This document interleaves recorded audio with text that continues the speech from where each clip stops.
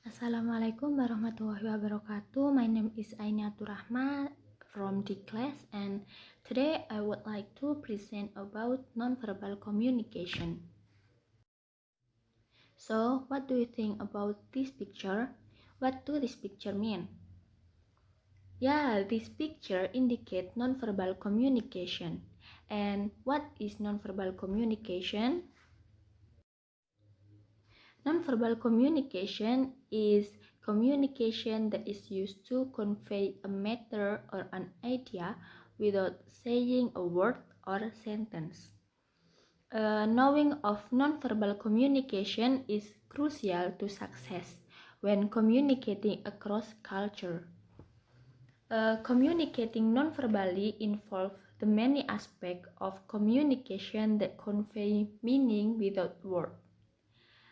Nonverbal communication include eye contact, facial expression, hand gesture, the use of physical space, and silence. The first is eye contact. Eye contact influences nonverbal communication in daily life, both delivery and receiving a message. Most people are unaware of the placement of their eyes during communication with others. This is because they are taught through eye behavior according to their culture since childhood. However, in some countries, there are cultural differences in putting the eye when communicating. The example of eye contact. First, speakers from the Euro-American culture do not usually maintain direct and constant eye contact when speaking. So they tend to look away as they speak and only glance back every so often to check the listener's eye contact. Second, European American must maintain proper eye contact while listening. Third, speakers from African Americans culture tend to look intently while speaking. Fourth, African Americans may look at the speaker and then look down or the other way while listening. Fifth, Arab culture value direct and constant eye contact as a good keystone of communication.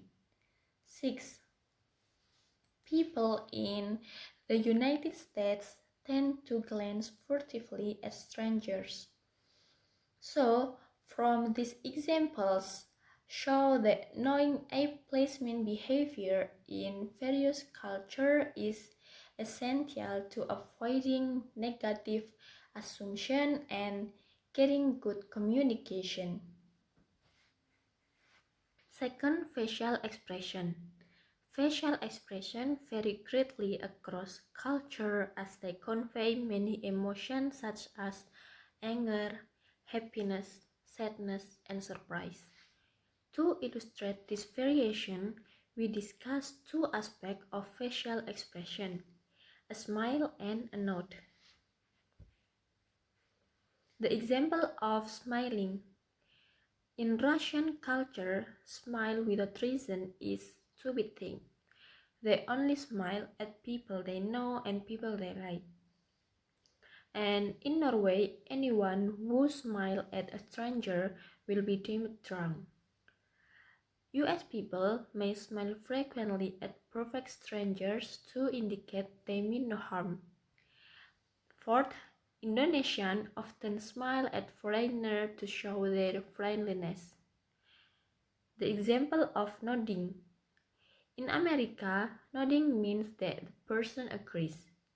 And in Bulgaria and Albania, nodding indicates a negative or disapproving response. Third, hand gesture. There are several points on this topic. First is same gesture, different meaning. Example, in the US, the OK sign, thumb and finger circle signal that everything is going well.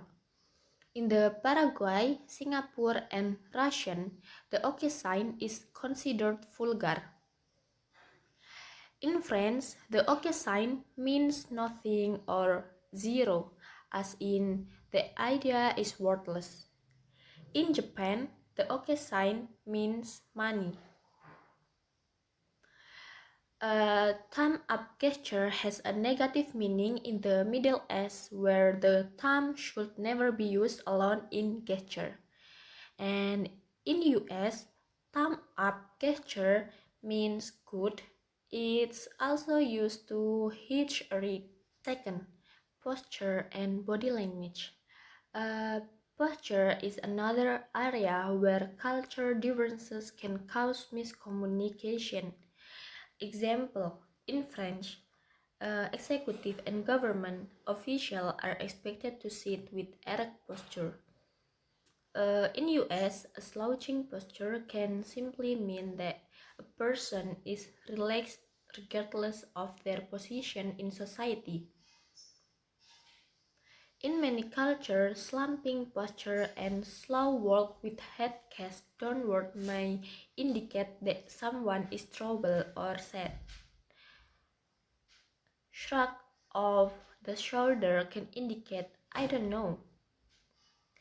Turning away from someone when they speak can mean that the receiver is rejecting an idea. Women in the United States are more likely to face each other as they speak, and men tend to stand beside each other as they speak unless they are angry or showing aggressiveness. Third, touching. Example. First, in Latin culture, touching is a natural part of communicating. Second, Northern European culture, touching is less common. This culture, men tend not to touch other people when talking a business. The third is Arab culture forbids men to touch women, but Arab men often touch one another when conversation. Fourth, space. Knowledge about use of space can influence the success of cross-cultural business communication. Greeting behavior. Example. First, in Japan, the person of lower rank performs a lower bow than the person of higher rank. Bowing is an integral part of proper and natural salutation behavior.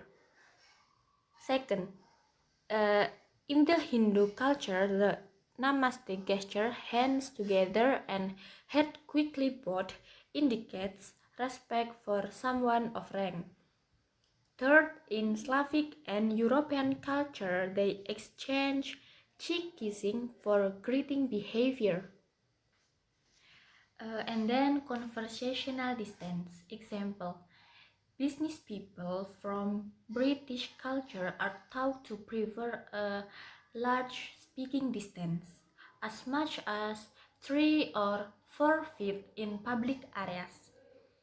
And then in the Arab culture, where all the signs are used in communicating, people are taught to stand very close, 18 inches or less. And then dress and accessories. People follow appropriate dress codes at work, wearing either business suit or business casual attire. And the care with which they prepare themselves to enter the workday also indicates a certain respect for the job and their coworker. And then time. Example, in US and Northern Europe believe that life is lived by the clock and that every minute saved during the day is precious. So, in this culture, being on time is extremely important. Without a word being spoken, those who are late are deemed disrespectful or lazy. And then the second is The Latin Americans and the Mediterranean have a more casual view of time. So they consider those who are late as part of the course of event, and they do not always carry a non-verbal negative message. Fifth, silence and the rhythm of language. Silence and the rhythm of language vary depending on what the culture teaches. There is the appropriate pause between a question and an answer. The example are first, Euro-Americans and Northern Europeans may interpret silence as a confusion of implied statement, as a negative response to the proposed idea. The second, people from Asian culture use silence to indicate respect for the other speaker. Uh, Here, silence is used to consider the speaker's idea about their presentation and time to weigh the pros and cons of thoughtful statements and responses. The third, United States and many European cultures interpret silence in negative way. Thank you. That's all my presentation. Hope you understand and thank you for watching. If you have any question, feel free to ask in the Google Classroom. Wassalamualaikum warahmatullahi wabarakatuh.